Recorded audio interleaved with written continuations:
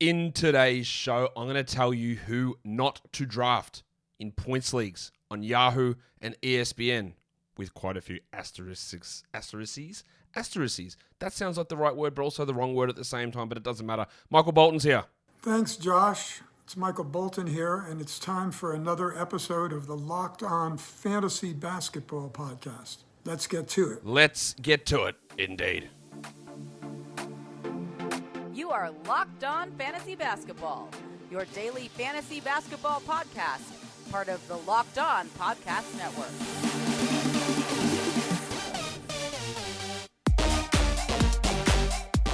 Hello and welcome to the Locked On Fantasy Basketball Podcast, brought to you by Basketball Monster. My name is Josh Lloyd and I am the lead fantasy analyst at basketballmonster.com. And you can find me on Twitter, as always, at redrock_Beeble and on Instagram at Locked On Fantasy Basketball. Thank you for making Locked On Fantasy Basketball your first listen every day. We are free and we are available on all platforms. It is a do not draft show. So now that I've got you here with the thumbnail, with the title, with the description, I'm here to again give you the warning that it's not really such a thing as a do not draft list. Yes, I'm not drafting Chet Holmgren in a redraft league. I'm not drafting Miles Bridges. I'm not drafting Carmelo Anthony. These players at this point are likely to play 0 minutes, so I'm not drafting them. The idea of this is to tell you about where players are currently being drafted on Yahoo and on ESPN and which guys I'm avoiding in those particular areas. And if some of these guys fell to certain spots, it's okay. You draft them. And even if sometimes you take them at that spot, it's also okay. Right? There are some that aren't really okay. And I'll say it again, don't hyper-focus on your first or second round. That is not where a draft is won or lost. And most of the time, the reason that if your draft is lost in the first round, it's because of an injury that you had no idea was going to happen. Because you aren't a soothsayer. You don't know what's going to happen in that regard. So we're going to look at do not draft players. I'm sure I've given you enough. I should have just done it the other way. If you draft these players, you have lost your league. Follow me. I'm the only person who's going to give you the straight up, stone cold facts and truth. Which is clearly bullshit. But let's look at how we look at a do not draft list. Let's look at Yahoo points, standard Yahoo points. If your league does something different, oh well, I can't cater to that. But I can at Basketball Monster, my website, which again, I still get questions. Hey, do you have rankings, Josh? Yes, I do. At basketballmonster.com. And that's where you can see all the projections and you can customize it to whatever your league does. You can customize it over there. Long intro, long, whatever this is that I'm doing. Warnie. Let's get it on, Gilly. All right, in round one. I'm not drafting Steph at pick 6 on a Yahoo points league. I'm just not. Steph's a legend. He's a top 10 all-time player to me pretty comfortably. He was 17th in Yahoo points leagues per game last season. You pick him at pick 6. You talk about you can't get it wrong in the first round. You can if you do that. Like, that's just, I don't, what are we doing? Like, at pick 6, no thank you. I don't expect Steph to be considerably better or better at all, really, compared to last. Maybe he is a little bit better, but he is not the guy in points leagues that he is in category leagues. It's just as simple as that, and it's always been the case. He might have been the number 1 category league guy, and he'd be number 4 or 5 in points leagues. And he's not the number 1 category league guy anymore, and he's definitely not a top 6 points league guy. So don't draft him at 6. Don't even draft him in the first round in a Yahoo points league. That one could screw you up because you're taking someone in the middle of the first round who's not a first round player. Don't do that, please. That's when I suggest do not do it. LaMelo Ball on ESPN at number 7. Similarly, LaMelo Ball, I think, is going to be pretty good. I think he's going to have a really strong season, and he's a pretty clear first-round category league guy. In order for him to be a first-round points league guy to be this much, he's got to jump like 6 or 7 fantasy points per game. He was 19th on ESPN last season per game, and I do expect him to improve. Maybe 3 to 4 fantasy points, not 7 to 8, or whatever number I just said. Taking him at 7, there are many, many guys who I think you'd be better off. The LeBron slides, take him. Durant slides, take him. Harden slides, take him. Zion, I'd consider ahead of him. Like, I just wouldn't do it at 7. I can see more of an argument for LaMelo at 7 on an ESPN points league than I can for Steph at 6 on a Yahoo points league. But there's still guys that when they're sitting there at that average draft position in those formats, I'm just going to pass. And I'm probably going to let them slide into round 2 if I'm doing those drafts. I do have an ESPN Points League mock draft coming today. I'm going to brave their interface. I'm going to do that soon. Round 2. Back over to Yahoo. He's done. He's good. I'm not taking Donovan Mitchell, pick 24. That's obviously round 2. Average of 24 means he's going earlier than that in some situations. And of course, we've got a new situation here where he's playing alongside Darius Garland. Last season, Donovan Mitchell was 24th per game. Right, that includes 0 minutes of Zion Williamson and 0 minutes of Kawhi Leonard, who could easily finish ahead of him per game just off that anyway. And Mitchell now goes to a situation where he probably loses 2 fantasy points per game, maybe 3. Maybe he doesn't, but I don't want to look at him and go, well, you just do the same as what you did last season. I don't think that's reasonable. So it was a second-round pick as a third-rounder, mid to back-end third-rounder for Don Mitchell. Fine. Pick 32. Okay. 24, it's just not going to interest me. And the same goes for DeMar DeRozan. Now, I will say this. The DeMar DeRozan one, I am expecting him to drop off from where he was last season. He was ranked 21st. This is on ESPN Points Leagues. He averaged almost 43 fantasy points, and he could very easily do that again. Like, he could.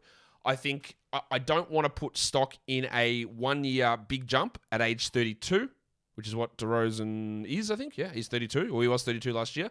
A career-high performance where it just takes a small drop-off in something, loses 2 fantasy points, and he's the 40th best player. Right, so I don't want to go, well, you did this last year. You were 21st. Therefore, let's just go at it again. And you'll maintain this new level of performance at age 33 now. I don't have faith in that. But that's not egregious to me. Like, I've got DeRozan at like 40, but it's a very easy argument to see him at 27, 28. If he just maintains 95% of what he did last season. It's not outrageous. Mitchell at 24 I don't like. DeRozan at 21 I don't like, but I also can see you taking him in round 2.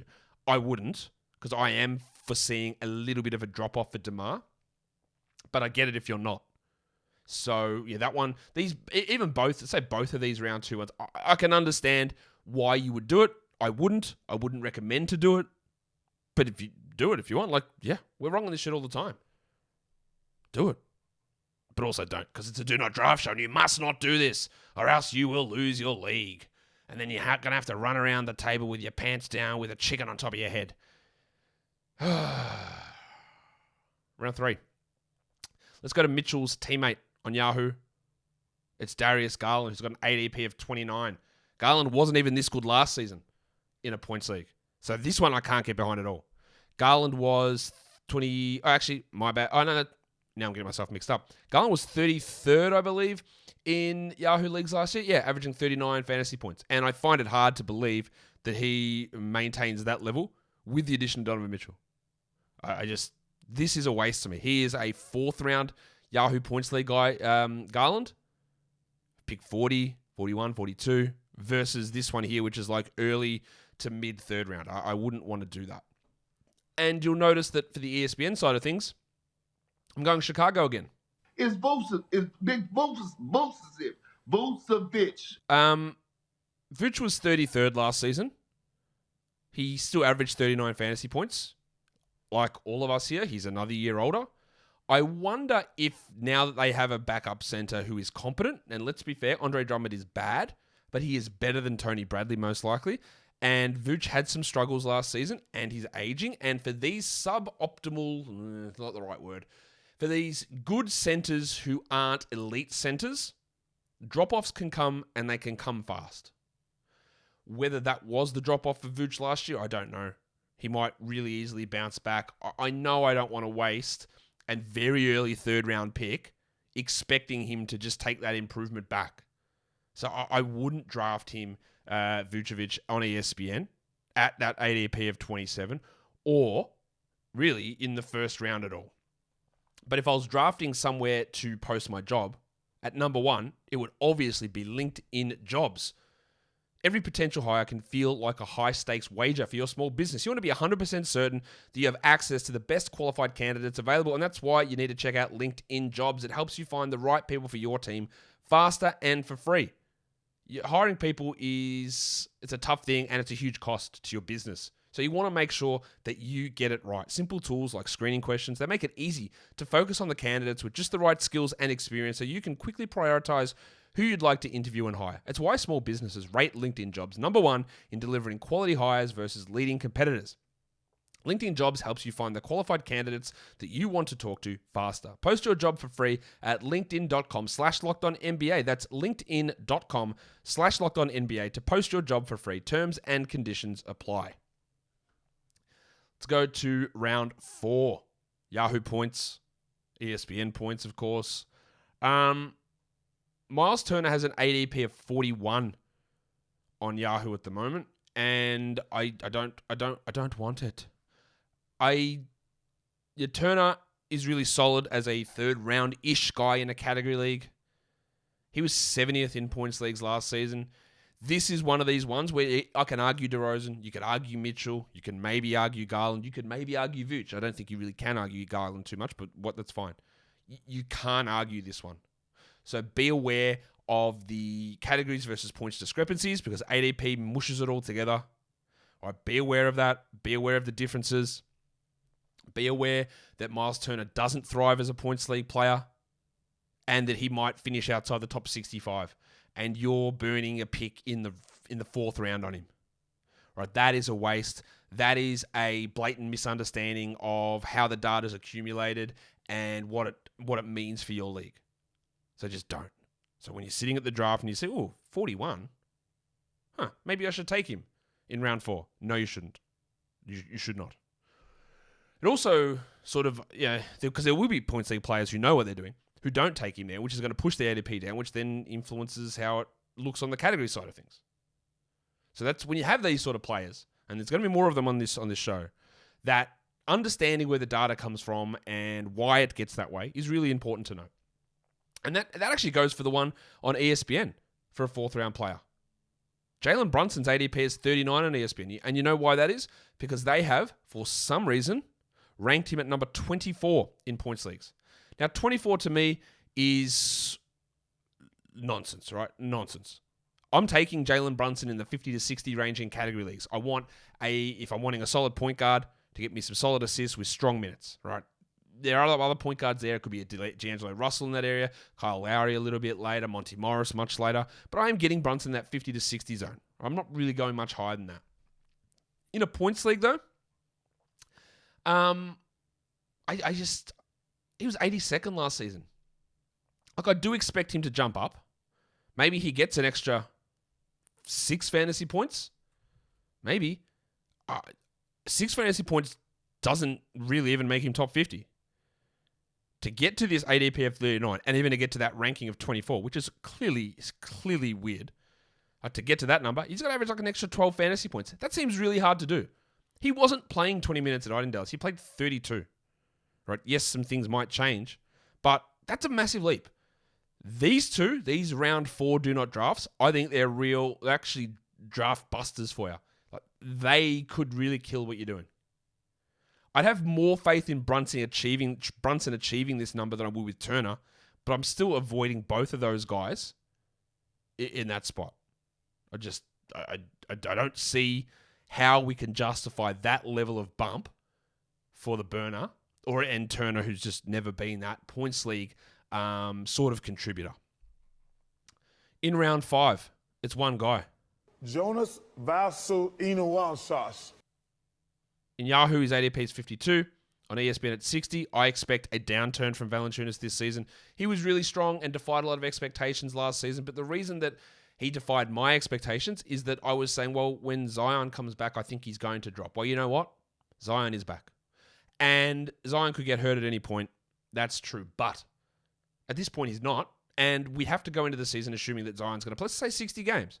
And I think that means if they want to get Trey Murphy on the court, which they do, if they want to find minutes for Dyson Daniels or even Najee Marshall, who they're playing quite a bit, then they have to take someone out of that lineup. And it's either going to be Herb Jones or it's going to be Valanciunas.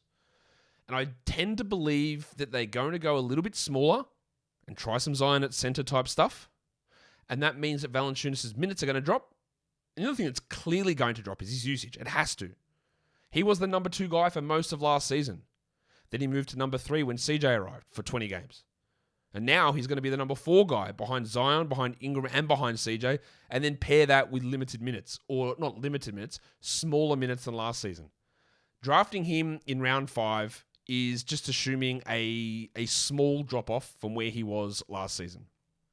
And I just don't really think that sort of drop is... Like, he was 43rd last season.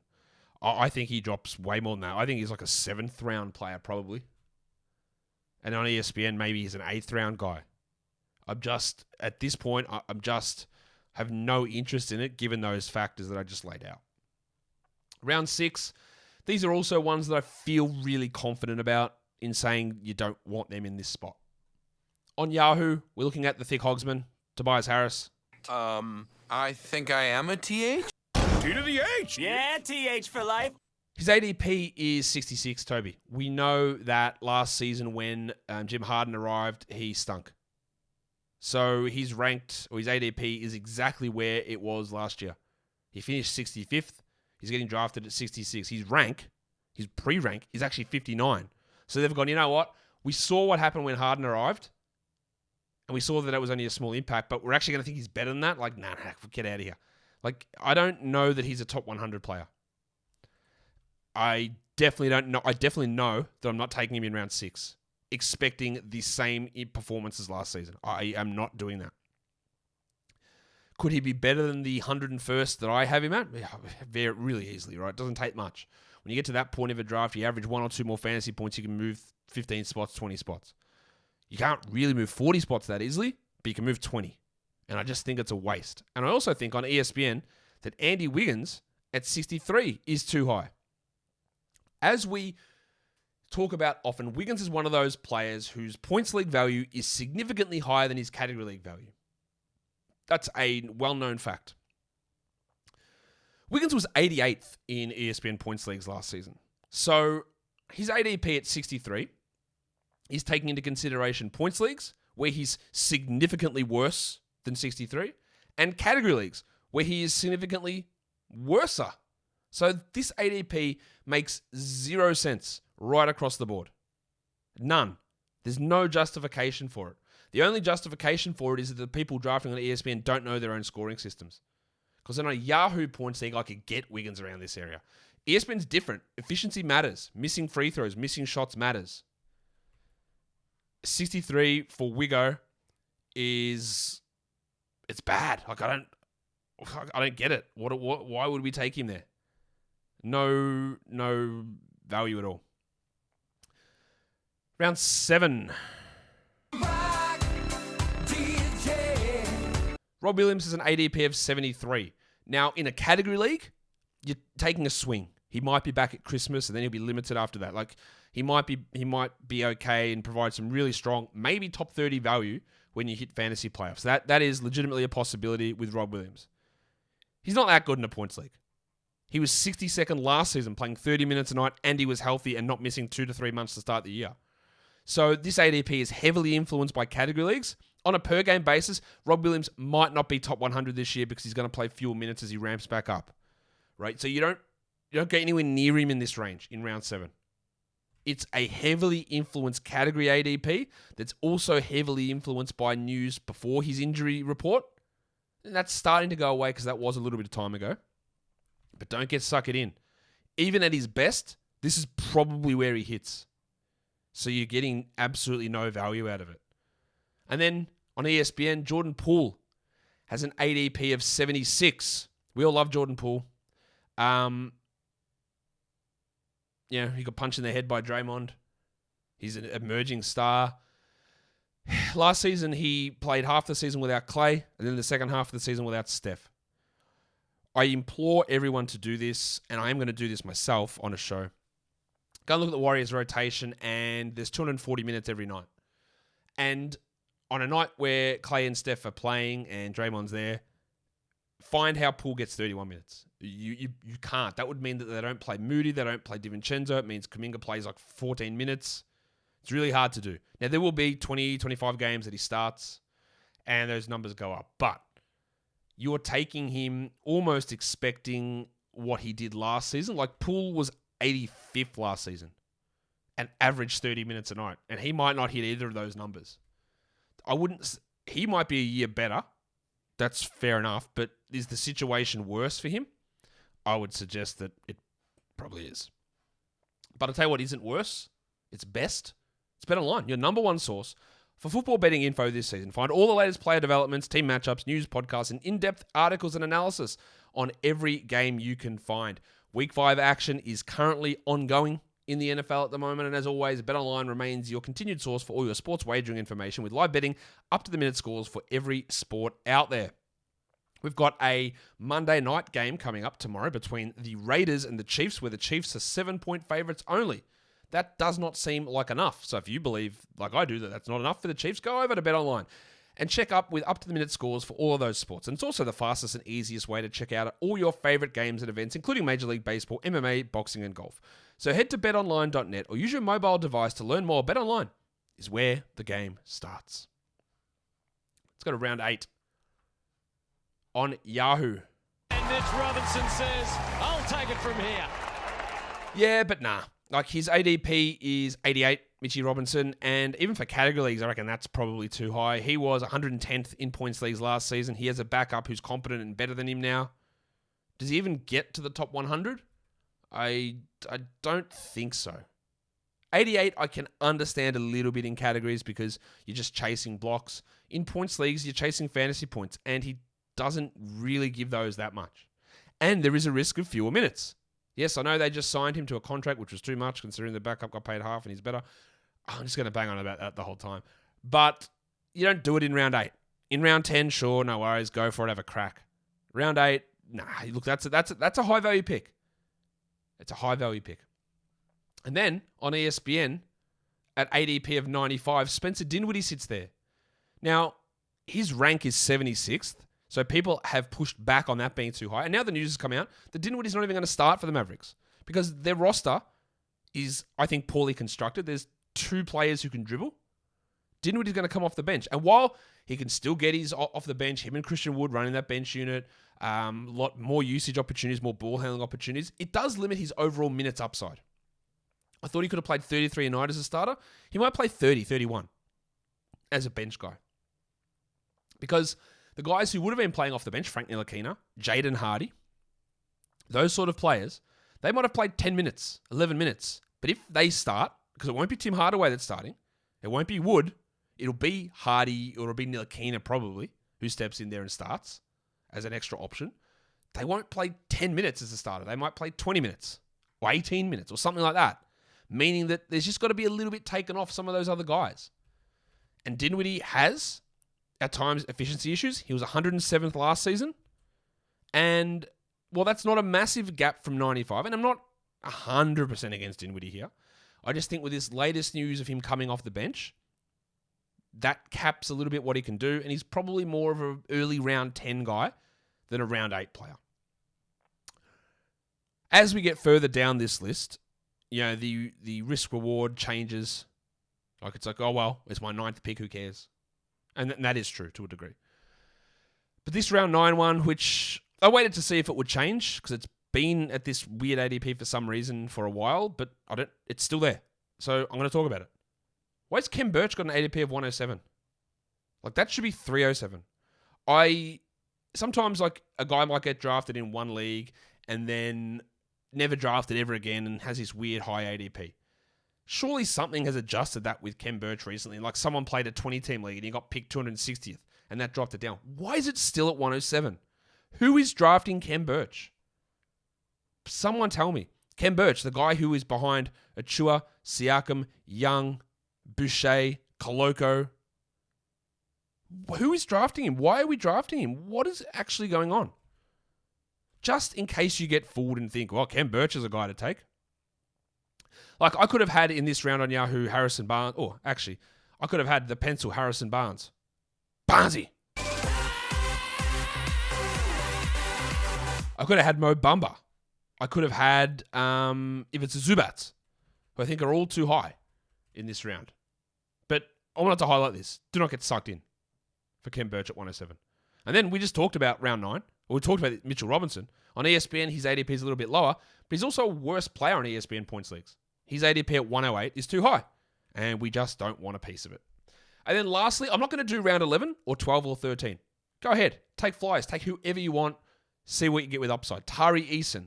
Jamal Cain. We talked about him on yesterday's show, saying, hey, keep an eye on him. And you know what happened today? The Heat cut Darius Days, opened up a two-way spot, and put Jamal Cain in there. Watch Jamal Cain. Don't draft him in 12s. 20s, yes. 18s, yes. 16s, maybe. Watch Jamal Cain. Santi Aldama, you're all aware of now. Watch Jamal Cain. Not sure he's going to turn into anything. He's a 23-year-old rookie, but watch Jamal Cain. Take a flyer on guys in round 11 to 13. That's what I was trying to say. In round 10 is the last of your starter spots in majority of leagues, vast majority. So that's where we're going to cut off this show. DANTHONY Melton's got an ADP of 113 on Yahoo. Now, I could come out here and lie and say I'm the world's biggest DANTHONY Melton fan. It's not. I'm not, because Jonas Nader exists. And if it wasn't for Jonas and his love affair with Melton, then maybe I would be the world's biggest DANTHONY Melton fan. I've been calling for DANTHONY Melton to play more from Houston, from Phoenix, from Memphis, all the time. You've heard me talk about the wave pool ad nauseum. I'm not his biggest fan because Jonas does exist. But even I understand that of what he's like as a player. He's not as good of a points league guy as he's a category league guy. He was 130th in Yahoo points last season. And I don't think, unless, again, like we talked about with, say, Jordan Poole, if Harden plays 35 minutes, if Maxey plays 35 minutes a night, that's 26 bench guard minutes. That would mean that Melton would have to play all of those minutes to even really sniff this. And that means that Korkmaz doesn't play. It means Milton doesn't play. It means Thibault plays exclusively 13 minutes a night behind Tobias Harris as the small forward. And I just think that those things, it's all unrealistic that happens. We're not running a 7-man playoff rotation in the regular season. So Melton probably is still stuck at 23 minutes a night. If you go, nah, he's too good, he's going to play 28 minutes. If you believe that, and that's totally fine. The way that I look to believe this is I go and look and I do 240 minutes a night. So get the Sixers rotation. Understand that every coach, with the exception of Nick Nurse, basically plays 10 men every night. And then try and work out how many minutes you can fit for DANTHONY Melton. Right? And then realize that, maybe taking him as a starter in a points league is probably a bad idea. It's also an horrific idea to take Chris Boucher in round 10 on ESPN points leagues. His ADP is 117. I just mentioned Kem Birch and Christian Koloko and Pascal Siakam and Precious Achiuwa and Thad Young and Otto Porter and their bench unit of 5 centers. Boucher was 192nd in ESPN points leagues last season. So why wouldn't we look at that and go, well, he's going to be 80 spots better? Like, why? What? No. He's not even a draftable player in ESPN points leagues, let alone drafting him to be a starter. Now, it's hard to say you lose your draft in round 10, but if you're picking Boucher and relying upon him as being a starter for you, then pack it in. You've made shit picks before that as well. Don't pick him at 117. Absolute waste. And that, I hope, was not a waste of your time as we went through Do Not Draft Players for points leagues with a million caveats at the start of the show. Follow this podcast, Apple Podcasts, Google Podcasts, Stitcher, Spotify, and the Odyssey app. If you're on YouTube, you thumb it up and you leave a comment below. Just a quick reminder of what's coming this week. First of all, Thursday, 4 p.m. Eastern, a live question and answer show with me, about 10 different guests chiming in, answering your questions as we head towards the start of the NBA season. There are going to be 4 more 12-team 9-cap mock drafts. Pick 9, pick 10, pick 11, pick 12. There is going to be an ESPN points mock draft. There is going to be a auction draft. There is going to be a 14-team league mock draft. There is going to be a mock draft where I take all of the risky players. There's going to be a mock draft where I take all safe players. There is going to be a video on season win totals and award predictions. There is going to be a video on blow-up players who could come out of nowhere for huge seasons. There might even be a video on players who might get traded. There's going to be a video on ADP data from Locked On Fantasy Basketball Bowl leagues to show you where the real serious people are drafting players. That is all coming up. There's ADP battles tomorrow with Adam King and Mike Catron. So much stuff happening. So follow, subscribe. And guys, we are done here. Thank you so much for listening, everyone. See ya.